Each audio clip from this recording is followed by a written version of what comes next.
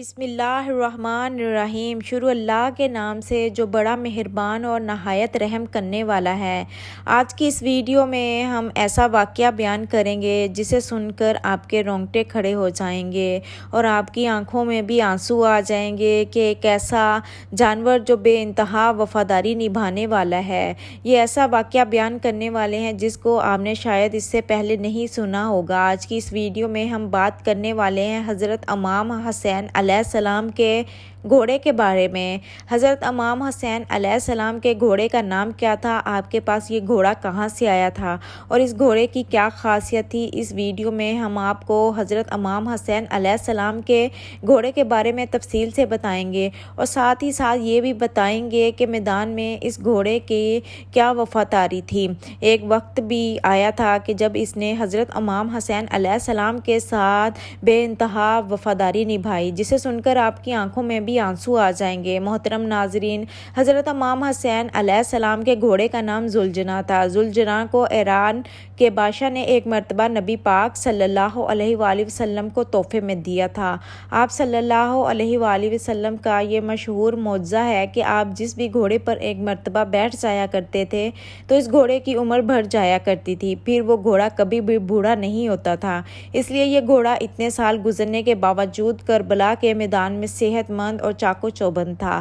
حضرت امام حسین علیہ السلام کے اس گھوڑے کی رفتار اور اس کی خوبصورتی کی وجہ سے اس کا نام ذوالجناح رکھا گیا تھا۔ جب بھی یہ گھوڑا جنگ کے میدان میں دشمن پر حملہ آور ہوتا تو ایسا لگتا تھا کہ جیسے یہ گھوڑا بھاگ نہیں رہا بلکہ اڑ رہا ہے اور اسے پنکھ لگے ہوئے ہیں۔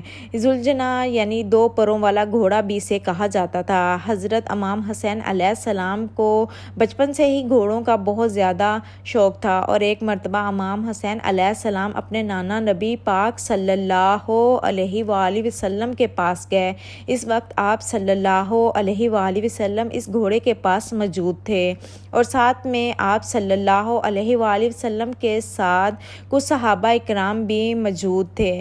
نبی کریم صلی اللہ علیہ وآلہ وسلم نے اپنے لاڈلے نواسے حضرت امام حسین رضی اللہ عنہ کو دیکھا تو بہت خوش ہوئے اور پوچھا، بیٹا کیا تمہیں گھوڑے پر سواری کرنا پسند ہے، کیا تم اس پر سواری کرنا چاہو گے؟ تو یہ سن کر امام حسین رضی اللہ عنہ نے ہاں میں جواب دیا۔ آپ رضی اللہ عنہ کی یہ بات اس گھوڑے یعنی ذوالجناح نے بھی سن لی تو فوراً حضرت امام حسین علیہ السلام کے قدموں کے پاس آ کر بیٹھ گیا تاکہ آپ اس پر آسانی سے سواری کر سکیں۔ اس کے بعد امام حسین علیہ السلام پر گھوڑے پر بیٹھے اور آپ نے اس گھوڑے کی سواری کی۔ یہ سارا منظر دیکھنے کے بعد نبی پاک صلی اللہ علیہ وآلہ وسلم کی آنکھوں میں آنسو آ گئے اور فرمانے لگے، بیٹا یہ وہی گھوڑا ہے جو امام عاشوراء کے دن تمہاری مدد کرے گا۔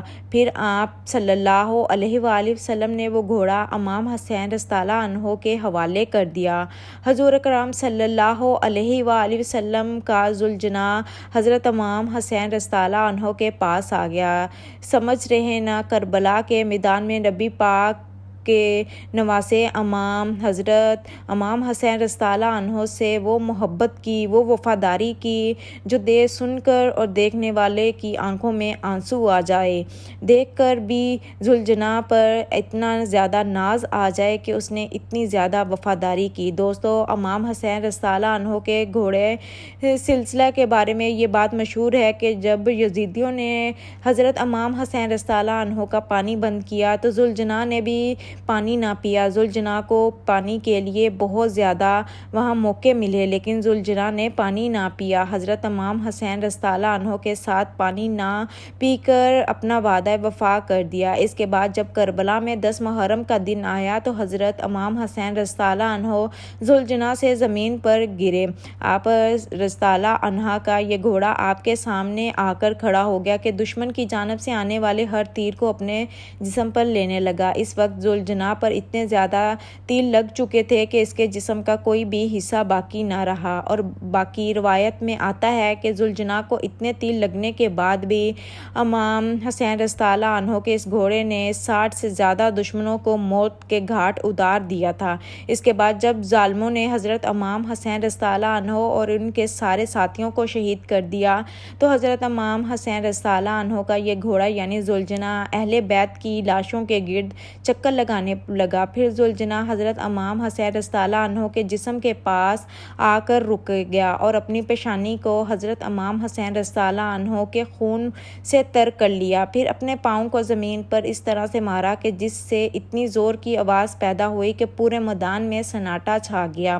یہ دیکھ کر دشمنوں کے بھی سینے چھوٹ گئے۔ اس وقت عمر سعد کی نظر اس گھوڑے پر پڑی تو اس نے بولا کہ اس گھوڑے کو میرے پاس لایا جائے۔ یہ گھوڑا اللہ کے رسول صلی اللہ علیہ وآلہ وسلم کے گھوڑوں میں سے بہترین گھوڑا ہے۔ عمر سعد کے کہنے پر لوگ اسے پکڑنے کے لیے دوڑنے لگے۔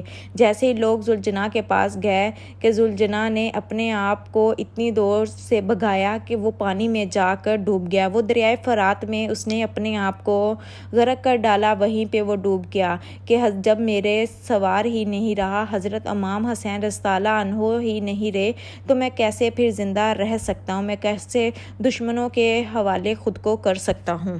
سلام ہو پیارے نبی صلی اللہ علیہ وآلہ وسلم پر، سلام ہو حضرت محمد صلی اللہ علیہ وآلہ وسلم کے خاندان پر، سلام ہو اس پاک خون پر کربلا کی تپتی ہوئی زمین پر بہتا رہا۔ دین کو بچانے کے لیے پیارے نبی کے خاندان نے اتنی زیادہ قربانیاں دی، سلام ہو ان پر، اور یہ سلام ہمیں اتنی آسانی سے مل گیا۔ اللہ تعالیٰ اس پر ہمیں چلنے کی توفیق عطا فرمائے، آمین۔